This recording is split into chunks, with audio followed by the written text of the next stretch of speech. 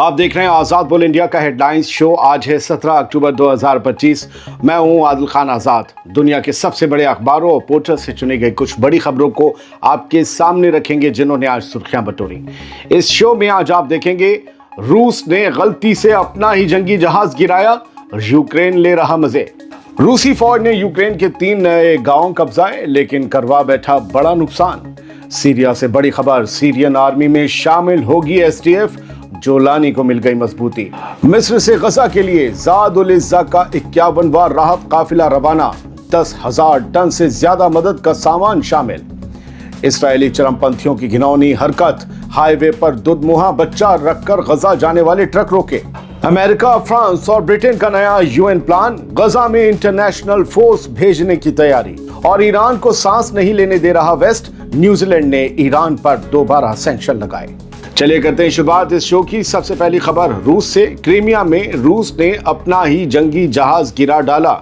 Ukraine की navy के spokesperson Dmytro प्लेंतेचुक ने दावा किया है कि रशिया ने क्रीमिया के ऊपर अपना ही मिलिट्री एयरक्राफ्ट, अपना ही जंगी जहाज गिरा दिया। और ये गफलत तब हुई जब उसके एयर डिफेंस सिस्टम यूक्रेनी ड्रोन्स को निशाना बना रहे थे। प्लेंतेचुक ने यूक्रेनी टीवी पर तंज कसते हुए कहा कि रूस ने यूक्रेनी हमलों को इतने जोश से रोका कि आज अपना ही जहाज गिरा डाला। यूक्रेनी अखबार कीव पोस्ट की 17 अक्टूबर की रिपोर्ट के मुताबिक यूक्रेनी ड्रोन्स ने क्रीमिया के एक एयरबेस के करीब एक फैसिलिटी पर हमला किया, जिससे वहां मौजूद ऑयल डिपो में आग भड़क उठी। रूसी हुकूमत ने अब तक इस हमले या नुकसान के बारे में कोई बयान जारी नहीं किया है। इस बीच रूस के अंदर भी कई शहर यूक्रेनी ड्रोन्स के हमलों की जद में रहे, जिनमें सोची शहर, जो यूक्रेनी सरहद से तकरीबन 400 किलोमीटर दूर है, उस पर भी यूक्रेन ने ड्रोन अटैक्स किए हैं।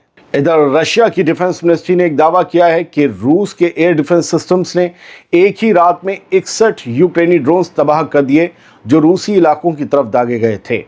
रिपोर्ट के मुताबिक इन ड्रोन हमलों से क्रीमिया में कई बिजली के सब स्टेशन तबाह हुए हैं।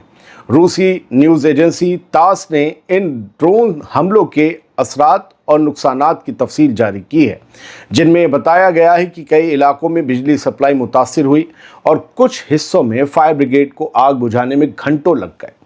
रूस का कहना है कि यूक्रेन की तरफ से बढ़ते ड्रोन हमले अब रूसी एनर्जी इंफ्रास्ट्रक्चर को निशाना बना रहे हैं, जबकि यूक्रेन का दावा है कि उसके हमले सिर्फ और सिर्फ मिलिट्री टारगेट्स पर होते हैं। एक तीसरी खबर है इस सिलसिले में। रूस ने दावा किया है कि उसकी फौज ने यूक्रेन के मशरकी इलाके में 3 नए गांवों पर कब्जा कर लिया है, जिनमें वो इलाके भी शामिल हैं जिन्हें यूक्रेन ने 3 साल पहले अपनी अचानक की गई जवाबी कार्रवाई में वापस हासिल किया था। यानी रूस ने इन्हें दोबारा जीत लिया है।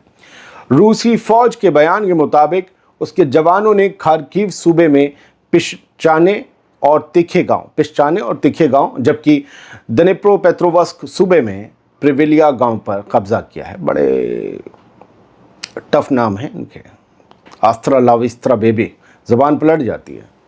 चलिए बढ़ते हैं आगे। रशिया यूक्रेन से जुड़ी एक और खबर यह है कि अमेरिकी वाइस प्रेसिडेंट जेडी वैंस ने कहा है कि रूस और यूक्रेन के दरमियान जंग इसलिए जारी है क्योंकि दोनों मुल्क अभी भी अमन समझौता करने के लिए तैयार नहीं हैं। एक इंटरव्यू में जेडी वैंस ने कहा कि अमेरिकी सदर की तमाम कोशिशों के बावजूद अगर दोनों मुल्क खुद सौदे के लिए तैयार ना हों तो अमन का रास्ता बनना मुश्किल है। वैंस ने कहा कि अमेरिका की कोशिशों के बावजूद रूस और यूक्रेन इस वक्त किसी मुआहदे की हालत में नहीं है। वैंस ने तस्लीम किया कि अमेरिका अब भी कोशिश जारी रखेगा, लेकिन फिलहाल दोनों मुल्क यानी रूस और यूक्रेन जंग खत्म करने के लिए बिल्कुल भी अग्री नजर नहीं आ रहे। अब एक बड़ी खबर सीरिया से सर, और ये वाकई बड़ी खबर है। लंबी जद्दोजहद और खून खराबे की एक लंबी दास्तान का सिलसिला अब थमता हुआ नजर आ रहा है। सीरियन डेमोक्रेटिक फोर्सेस, जिसे अमेरिका की हिमायत है, यानी एसडीएफ, उसने ऐलान कर दिया है आखिरकार कि उन्होंने दमिश्क हुकूमत के साथ एक नई इत्तफाकी डील कर ली है, जिसके तहत अब एसडीएफ के लड़ाके सीरियाई फौज में शामिल किए जाएंगे, लेकिन वो नॉर्थ ईस्टर्न इलाकों में अपनी मौजूदगी बरकरार रखेंगे, जो उनका स्ट्रॉन्ग होल्ड है। एसडीएफ के सरबराह मजलूम अब्दी ने बताया कि एक कमेटी बनाई गई है जो सीरिया के डिफेंस मिनिस्टर और दीगर फौजी अफसरों के साथ मिलकर इंतजामी तफसीलात तय करेगी कि किस तरीके से एसडीएफ के लड़ाकों को सीरियन फौज के ढांचे में शामिल किया जाएगा। अब तक एसडीएफ इस बात से नाराज थी कि नई हुकूमत बनने के बाद, बशर को हटाने के बाद पूरी तरीके से उतना तवज्जो नहीं दी गई एसडीएफ को, इसलिए वो एसटीएस की इस हुकूमत में शामिल नहीं हुए। अब सिर्फ एसडीएफ के लड़ाके शामिल नहीं होंगे सीरिया की आर्मी में, बल्कि एसडीएफ के कुछ पॉलिटिकल जो ओहदेदार हैं वो भी सीरिया की हुकूमत में शायद मिनिस्टर्स बने। बात गज़ा की। मिस्र से गज़ा के लिए ज़ाद उल इज़्ज़ा का 51वां बड़ा राहत काफ़िला रवाना हो चुका है। मिस्र की red crescent society, Egyptian red crescent यानी ERC ने ज़ाद उल इज़्ज़ा के नाम से अपना 51वां बड़ा राहत काफ़िला रवाना किया, जिसमें 10,000 टन से ज़्यादा इमरजेंसी मदद का सामान शामिल है। ये काफ़िला गज़ा में जारी इंसानी बहरान के बीच मिस्र की जारी कोशिशों का हिस्सा है। इस राहत काफ़िले में शामिल सामान की तफसील भी जान लीजिए कि क्या क्या है। आप जानना चाहेंगे तो बता दूं, खुराकी मदद के तौर पर, खाने पीने के सामान के तौर पर 5,000 टन से ज़्यादा फूड पैकेट और आटा इस काफ़िले में शामिल है। तकरीबन 2,700 टन मेडिकल और राहत सामान गज़ा भेजा गया है। इसके अलावा 2,300 टन ईंधन यानी फ्यूल गज़ा भेजा गया है। ये अपने आप में ही करोड़ों रुपए का सामान हो जाता है। जो लोग भाव जानते होंगे उन्हें पता होगा। तो ये अब एक बड़ा काफ़िला इसीलिए कहला रहा है। ERC ने बताया कि रफ़ा बॉर्डर मिस्र की तरफ से कभी बंद नहीं हुआ और उनके 35,000 वॉलंटियर्स लगातार बॉर्डर पर मौजूद हैं ताकि राहत के सामान की आमद रुकने ना पाए। अब तक सीधे आधे मिलियन टन से ज़्यादा इंसानी और राहत का सामान गज़ा भेजा जा चुका है मिस्र की तरफ से, जो मिस्र की मदद का सबूत है कि वो गज़ा की आवाम के साथ खड़ा है। लेकिन जो मैं कहूँगा वो सच ये है कि ये नाकाफ़ी है। ये हकीकत है, ये मदद नाकाफ़ी है, क्योंकि गज़ा की ज़रूरतों के आगे रोज़ भेजा जा रहा ये करोड़ों रुपए का सामान कोई मायने नहीं रखता। वहाँ अरबों रुपए की मदद की ज़रूरत है। अब ये अरबों रुपए निकालें कौन? सब लोग थोड़ा थोड़ा सामान भेज रहे हैं। वजह यह है कि ज़्यादा सामान आने देने की इजाज़त इसराइल नहीं दे रहा। 600 ट्रक तय हुए थे, 300 ट्रक कर दिए हैं। वजह, हमारे होस्टेज वापस दो। चलिए बढ़ते हैं आगे, इस पर भी बात करते हैं। लेकिन मदद का जो सिलसिला है उसे रोकने के लिए जो कोशिशें हो रही हैं उससे जुड़ी भी एक खबर सुन लीजिए। मदद नहीं, बदला चाहिए। इस्राएली चरमपंथियों की हरकत ने सबको हैरान कर दिया। जुमे को गज़ा जा रही इंसानी मदद रोकने के लिए इस्राएली इंतहा पसंद यानी इस्राएली जो कट्टरपंथी चरमपंथी सेटलर्स हैं उनका एक ग्रुप है। उस ग्रुप का नाम है ऑर्डर 9। उसने हद कर दी। इस ग्रुप ने हाईवे पर एक दुधमुहा बच्चा प्रैम में रखकर मदद के ट्रकों का रास्ता रोक दिया कि बच्चे को गुजरो, चले जाओ। अब बच्चे की वजह से सारे ट्रक रुक गए। बच्चा सही सलामत है। चैनल 7 के मुताबिक ये वाकया उस वक्त हुआ जब गज़ा की तरफ मदद लेकर जा रहे ट्रक करेम अबू सलेम बॉर्डर से गुजरने वाले थे। इंतहा पसंद सेटलर्स के इस ग्रोह का कहना है कि जब तक हमास तमाम होस्टेजेस की बॉडीज वापस नहीं लौटाता तब तक गज़ा को कोई मदद नहीं भेजी जाएगी। असल में गज़ा की आबादी को दोस्तों हर रोज़ कम अज़ कम 500 से 1000 ट्रकों की ज़रूरत है।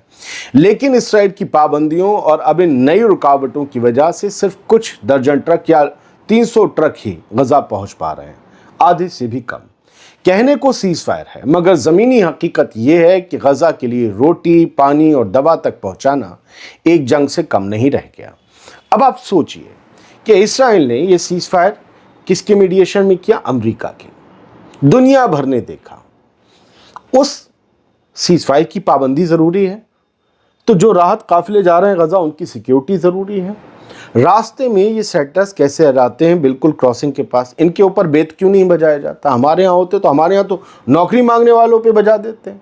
हाँ, ये सरकारी काम में जो लोग हर्डल कर रहे हैं, पैदा जो बाधा डाल रहे हैं, उनके बेत क्यों नहीं बजा बजा के सुरख कर दिया जाता? वहाँ नहीं करेंगे। बच्चों को वेस्ट बैंक की गोली मार दी जाएगी, लेकिन इन पे बेत नहीं बजेगा। ये है दोहरा नजरिया। बढ़ते हैं आगे। अमेरिका, फ्रांस और ब्रिटेन का नया प्लान सुन लीजिए। गज़ा में इंटरनेशनल फोर्स जल्द ही भेजने की तैयारी हो रही है। अमेरिका, फ्रांस और ब्रिटेन ने गज़ा में अमन और सलामती कायम रखने के लिए एक नया UN सिक्योरिटी काउंसिल प्लान तैयार करना शुरू कर दिया है। یہ پلان آنے والے دنوں میں پیش کیا جائے گا، جس کے تحت غزہ میں ایک انٹرنیشنل فورس تعینات کرنے کی بنیاد رکھی جائے گی۔ غزہ کی فارن منسٹری کے ترجمان یعنی اسپوکس پرسن پاسکل کانفریبو نے پیرس میں بتایا کہ اس فورس کے لیے یونائٹڈ نیشنز کا آفیشیل مینڈیٹ ضروری ہوگا، واقعی ووٹنگ ہوگی، تاکہ اس کا قانونی درجہ مضبوط رہے، کوئی انگلی نہ اٹھا سکے۔ اگر کل کو یہ فورس گولی چلا دے تو کہا جائے گا دیکھو یو این کی مرضی سے آئی ہے، یہی تو ہوگا، قانونی درجہ مضبوط رہے اس کا، اس لیے یو این میں مینڈیٹ چاہیے ہوگا، پاس ہونا چاہیے مینڈیٹ، تو پھر کئی ملکوں سے مدد لینے کا راستہ بھی آسان ہو جائے گا۔ رپورٹس کے مطابق واشنگٹن میں دو سینئر امریکی ایڈوائزرز نے یہ بتایا کہ غزہ میں سیز فائر کے بعد اب ایک اسٹیبلائزیشن فورس تعینات کرنے کی تیاری چل رہی ہے تاکہ وہاں کی سیکیورٹی کو قائم رکھا جا سکے۔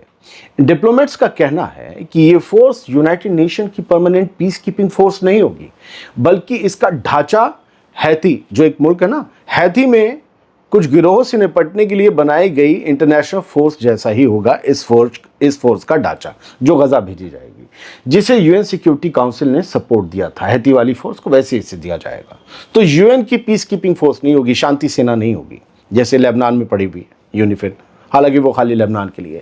یہ قدم اس وقت اٹھایا گیا ہے جب امریکہ کے صدر ڈونلڈ ٹرمپ نے کل رات ہی حماس کو ختم کرنے کی دھمکی دی، اور یہ کہتے ہوئے دی کہ اگر حماس نے غزہ میں لوگوں کو مارنا بند نہیں کیا تو امریکہ کی فوج وہاں جائے گی اور انہیں مار ڈالے گی۔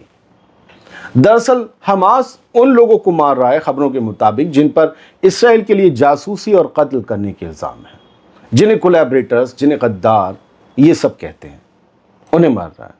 پہلے ٹرمپ کو اس سے دقت نہیں تھی، اب ٹرمپ کو دقت ہے۔ اب یہ اسٹیبلائزیشن فورس بھیجی جائے گی، اور اس کا ایک مقصد یہ بھی ہوگا جب یہ فورس ہوگی، اس کے ہاتھ میں ہتھیار ہوں گے تو حماس پر پریشر بنایا جائے گا کہ جلد سے جلد سرنڈر کرو، ہتھیار ڈالو، ورنہ مشن چالو ہوتا ہے۔ حماس کی طرف سے ایک تازہ بیان آیا ہے۔ حماس نے کہا ہے کہ وہ امریکہ کی سفارش سے ہوئے جنگ بندی سمجھوتے پر پوری طرح قائم ہے اور غزہ کی تباہی میں دبے اسرائیلی ہوسٹیجز کی لاشوں کو واپس کرنے کے لیے پرعزم ہے۔ حماس کے مطابق 19 اسرائیلی ہوسٹیجز کی لاشیں اب بھی ملبے کے نیچے موجود ہیں، جہاں ان گنت فلسطینی شہیدوں کی لاشیں بھی دبی ہوئی ہیں۔ اسی سلسلے میں حماس نے مدد کی درخواست کی تھی، جس کے جواب میں ترکی نے اپنی ماہر ٹیم یعنی کہ اپنے ایکسپرٹس کی ٹیم 81 ایکسپرٹس کی ٹیم غزہ بھیج دی تاکہ تلاش اور نکاسی کا کام تیزی سے کیا جا سکے۔ حالانکہ میں آپ کو یہ بتا چکا ہوں کہ خبر یہ ہے کہ ترکی کی اس 81 ممبر والی ٹیم کو اسرائیل نے غزہ میں اندر جانے کی اجازت ہی نہیں تھی جو وہ تلاش کر پاتی ان باڈیز کو۔ ایک طرف اسرائیل ہوسٹیجز کی لاشیں بھی واپس مانگ رہا ہے، دوسری طرف انہیں ڈھونڈنے کے کام میں روڑے بھی ڈال رہا ہے۔ اصل میں اسرائیل کا مقصد پریشر بڑھا کر، کام بگاڑ کر حملے دوبارہ شروع کرنا لگتا ہے۔ آپ کو کیا لگتا ہے؟ اب بات ایران کے اوپر کس رہے شکنجے کی۔ نیوزی لینڈ نے ایران پر دوبارہ سینکشن لگا دیے ہیں۔ نیوزی لینڈ نے ایران پر پھر سے انٹرنیشنل پابندیاں لگانے کا اعلان کیا ہے۔ نیوزی لینڈ کے وزیر خارجہ ونسٹن پیٹرز نے جمعے کو ایک بیان میں کہا کہ یہ قدم ایران کے پرمانو وعدوں کی نافرمانی کے چلتے اٹھایا گیا ہے، نیوکلیئر وعدوں کی نافرمانی کے چلتے۔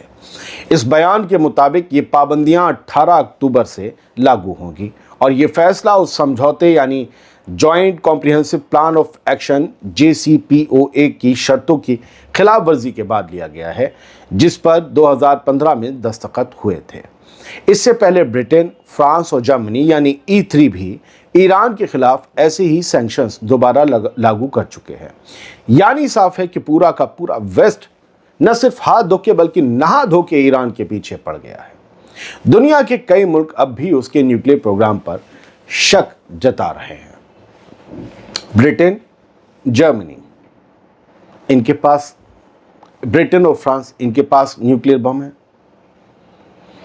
کیوں نہیں بنا سکتا؟ اگر ایران بنانا بھی چاہتا ہے، ایران بار بار کہہ چکا ہے ہم بم نہیں بنا رہے، لیکن ان کا یہ ڈر ہے، اور وہ ڈر اس لیے ہے کہ ایران نہ امریکہ سے دوستی کرے گا اور نہ اسرائیل سے تعلقات سدھارے گا۔ تو یہ ڈر جو ہے ایران کی خود مختاری اور کھرے پن کی وجہ سے ہے، اور یہی ڈر ایران کو نقصان بھی پہنچا رہا ہے۔ بہت بہت شکریہ۔ सलामत रहिए, खुश रहिए।